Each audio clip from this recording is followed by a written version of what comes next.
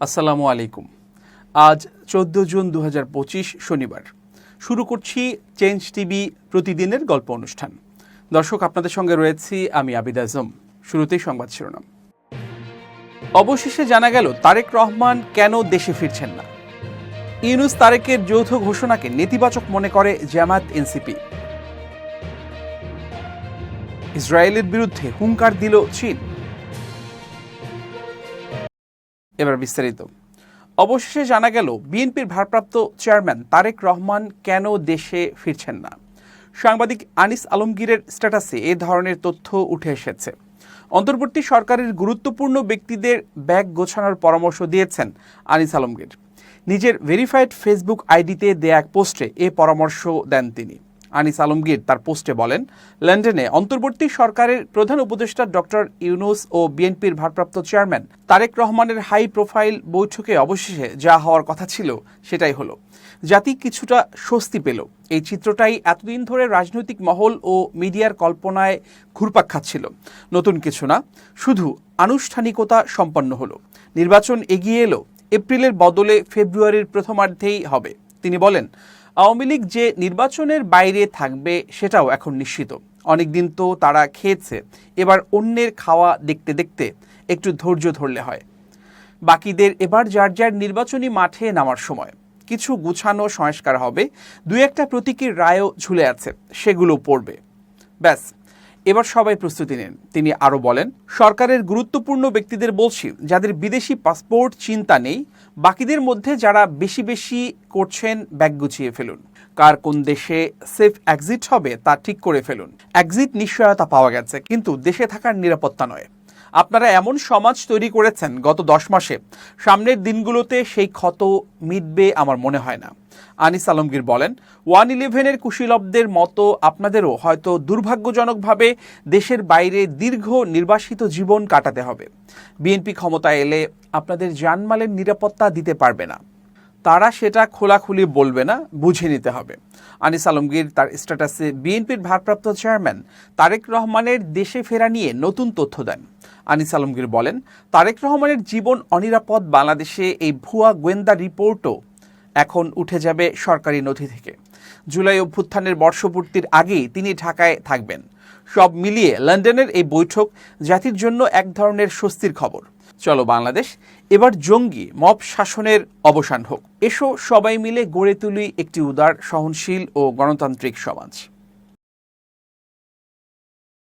লন্ডনে প্রধান উপদেষ্টা ডক্টর মোহাম্মদ ইউনূসের সঙ্গে বিএনপির ভারপ্রাপ্ত চেয়ারম্যান তারেক রহমানের বৈঠকের পর যৌথ প্রেস ব্রিফিং নৈতিকভাবে যথার্থ নয় বলে মনে করে জামায়াত ইসলামী। শনিবার সকালে দলটির কেন্দ্রীয় কার্যালয়ে আমিরে জামাত ডাক্তার শফিকুর রহমানের সভাপতিত্বে অনুষ্ঠিত কেন্দ্রীয় নির্বাহী পরিষদের এক বৈঠকে এই অভিমত ব্যক্ত করা হয়। বৈঠকে দেশের সার্বিক রাজনৈতিক পরিস্থিতি নিয়ে বিস্তারিত আলোচনার পর ওই অভিমতে বলা হয়, 13 জুন লন্ডনে ডক্টর মোহাম্মদ ইউনূসের সঙ্গে তারেক রহমানের যে বৈঠক অনুষ্ঠিত হয়েছে, বাংলাদেশ জামায়াত ইসলামী এটাকে খুবই স্বাভাবিক মনে করে। এতে বলা হয়, প্রধান উপদেষ্টা 6 জুন জাতির উদ্দেশ্যে ভাষণে 2026 সালের এপ্রিলের প্রথমার্ধে জাতীয় সংসদ নির্বাচনের রোডম্যাপ ঘোষণা করেন। তার এই ঘোষণার পর লন্ডন সফরকালে একটি রাজনৈতিক দলের সঙ্গে বৈঠক শেষে বিদেশে যৌথ প্রেস ব্রিফিং এবং বৈঠকের বিষয় সম্পর্কে যৌথ বিবৃতি প্রদান করা রাজনৈতিক সংস্কৃতির ব্যত্যয় বলে আমরা মনে করি। এর মাধ্যমে তিনি একটি দলের প্রতি বিশেষ অনুরাগ প্রকাশ করেছেন, যা তার নিরপেক্ষতা ক্ষুণ্ণ করেছে। দেশে ফিরে প্রধান উপদেষ্টার অন্যান্য রাজনৈতিক দলের সঙ্গে আলোচনা করে এ ব্যাপারে তার অভিমত প্রকাশ করা সমীচীন ছিল বলে মনে করে জামাত। এই অভিমতে আরও বলা হয়, জামায়াত ইসলামী মনে করে সরকার প্রধান হিসেবে কোনো একটি দলের সঙ্গে যৌথ প্রেস ব্রিফিং নৈতিকভাবে কিছুতেই যথার্থ নয়। একটি দলের সঙ্গে বৈঠকের পর যৌথ প্রেস ব্রিফিং আগামী নির্বাচন অবাধ, সুষ্ঠু ও গ্রহণযোগ্য হওয়ার বিষয়ে জনগণের মধ্যে আশঙ্কা তৈরি করেছে। যেখানে বাংলাদেশে অনেকগুলো রাজনৈতিক দল সক্রিয়ভাবে বিদ্যমান, সেখানে শুধু কোনো একটি দলের সঙ্গে আলাপ করে দেশের সামগ্রিক রাজনৈতিক বিষয়ে সিদ্ধান্ত গ্রহণ করা সঠিক বলে বিবেচিত হতে পারে না। অবাধ, সুষ্ঠু ও গ্রহণযোগ্য নির্বাচনের জন্য বর্তমান অন্তর্বর্তীকালীন সরকার নিরপেক্ষ থেকে লেভেল প্লেইং ফিল্ড তৈরি, বিচার ও সংস্কারের ব্যাপারে যথাযথ পদক্ষেপ নিশ্চিত করবে বলে মনে করে জামায়াত ইসলামী।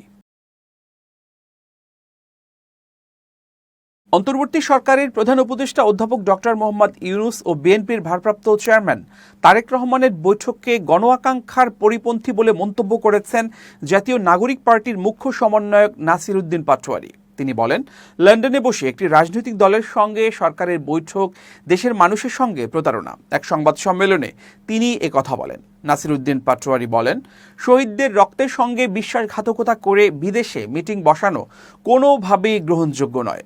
দেশের ভবিষ্যৎ নির্ধারণ হবে দেশের জনগণের মধ্য দিয়েই, বিদেশি আলোচনায় নয়।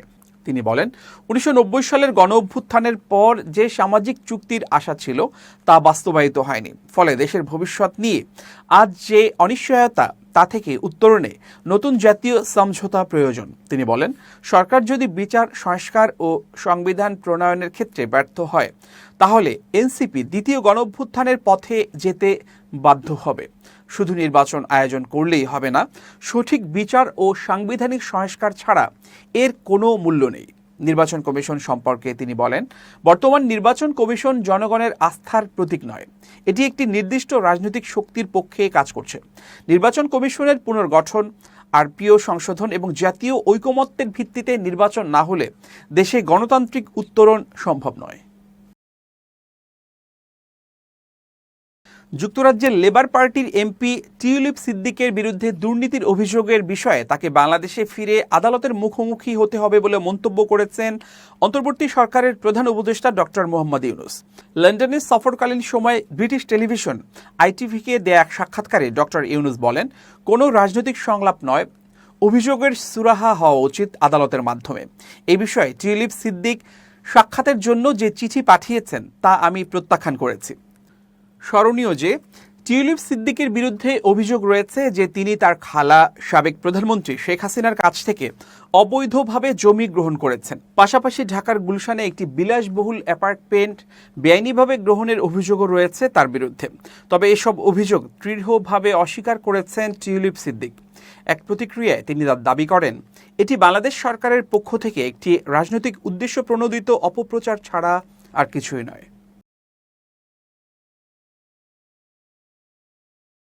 গণ অধিকার পরিষদের সভাপতি নুরুল হক নূরকে তার সংসদীয় এলাকা পটুয়াখালী ৩ আসনে সাংগঠনিক কার্যক্রমে সহযোগিতা করতে বিএনপির সিনিয়র যুগ্ম মহাসচিব অ্যাডভোকেট রুহুল কবির রিজভী স্বাক্ষরিত এক চিঠিতে পটুয়াখালী জেলা বিএনপির আহ্বায়ক ও সদস্য সচিবকে নির্দেশনা দেওয়া হয়েছিল। সেই আশীর্বাদের চিঠি এখন অভিশাপে পরিণত হয়েছে বলে মন্তব্য করেছেন নূর। পটুয়াখালীর গলাচিপা উপজেলার পরিষদ ডাকবাংলোর সামনে এক সংবাদ সম্মেলনে তিনি এসব কথা বলেন। এ সময় তিনি বলেন, বিএনপি নেতা হাসান মামুনের অনুসারীরা পটুয়াখালীর গলাচিপা দশমিনা উপজেলার বিভিন্ন ইউনিয়নের গণ অধিকার পরিষদের অফিস ভাঙচুর, নেতাকর্মীদের উপর হামলা ও দোকান বাড়ি ভাঙচুর করেছে। সেই আশীর্বাদের চিঠির জন্যই হাসান মামুন ও তার সমর্থকরা এই সাংঘর্ষিক পরিস্থিতির সৃষ্টি করেছে। আজকে গলাচিপা দশমিনা ঘটনা থেকেই আমরা বলতে পারি সারা বাংলাদেশে কি পরিস্থিতি চলছে। এমন পরিস্থিতি সামাল দিতে না পারলে সেটি বিএনপির জন্য অশনি সংকেত হয়ে দেখা দিতে পারে। নূর বলেন, হাসান মামুনের অনুসারীরা অভিযোগ করছেন বিএনপির অফিস নাকি ভাঙচুর করা হয়েছে। বিএনপি এত বড় একটা দল, কার সাহস আছে তাদের অফিস ভাঙচুর করার? এই হাসান মামুনের মতো বিতর্কিতদের জন্য দলের নেতাকর্মীরা আজ উচ্ছৃঙ্খল হচ্ছে। আমরা হামলার শিকার হয়েছি, আমার নেতাকর্মীরা আহত হয়েছে, আমার কর্মীদের মোটর সাইকেল ভাঙচুর করেছে। আবার শুনেছি আমাদের নেতাকর্মীদের বিরুদ্ধেই মামলা দেয়া হচ্ছে। বিএনপির সিনিয়রদের জানানো হয়েছে, এ বিষয়ে তারা ব্যবস্থা নেবেন। তিনি আরও বলেন, দশমিনা গলাচিপায় গণ অধিকার পরিষদের অফিস ভাঙচুর, নেতাকর্মীদের উপর হামলার প্রতিবাদে বিক্ষোভ মিছিল আয়োজন করা হয়েছিল। মিছিলে বিএনপির হাসান মামুনের সমর্থকরা হামলার প্রস্তুতি নেয় তাদের নিবৃত্ত করতে না পেরে প্রশাসন 144 ধারা জারি করেছে। এটি প্রশাসনের ব্যর্থতা।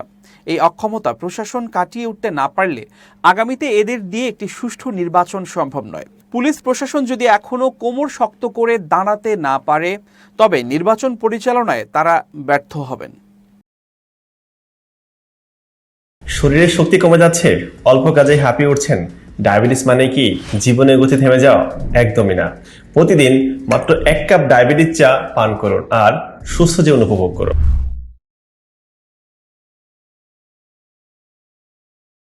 এবার ইরান ইসরায়েল যুদ্ধ প্রসঙ্গ। সৌদি আরব, তুরস্ক সহ মুসলিম বিশ্বের পাশাপাশি এবার ইরানের পাশে দাঁড়িয়েছে লাতিন আমেরিকার দেশ ভেনেজুয়েলা।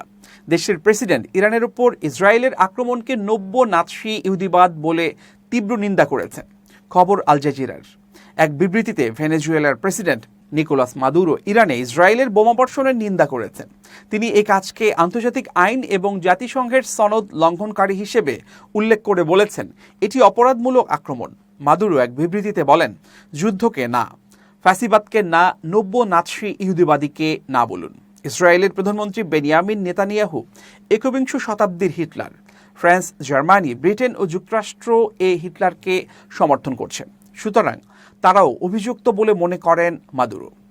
ইসরায়েলের প্রধানমন্ত্রী বেনিয়ামিন নেতানিয়াহু মহৎ ও শান্তিপ্রিয় ইরানি জনগণের বিরুদ্ধে অবস্থান নেয় তার শাস্তি দাবি করেন ভেনেজুয়েলার প্রেসিডেন্ট।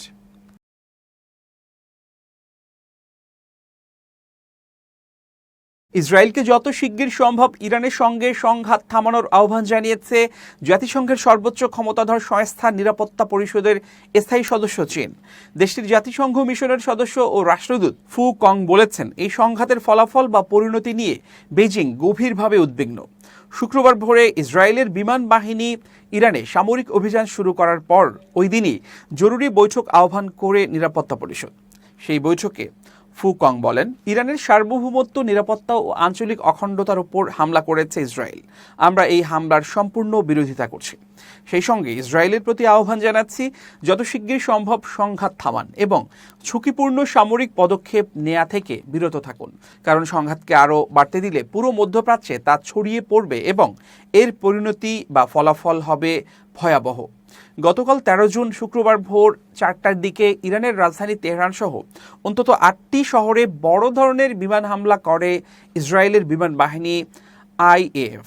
এতে নিহত হয়েছেন অন্তত 78 জন এবং আহত হয়েছেন আরও প্রায় 300 জন। এছাড়া ইরানের সেনাপ্রধান মোহাম্মদ বাখিরি সহ সামরিক বাহিনীর বেশ কয়েকজন কর্মকর্তাও নিহত হয়েছেন।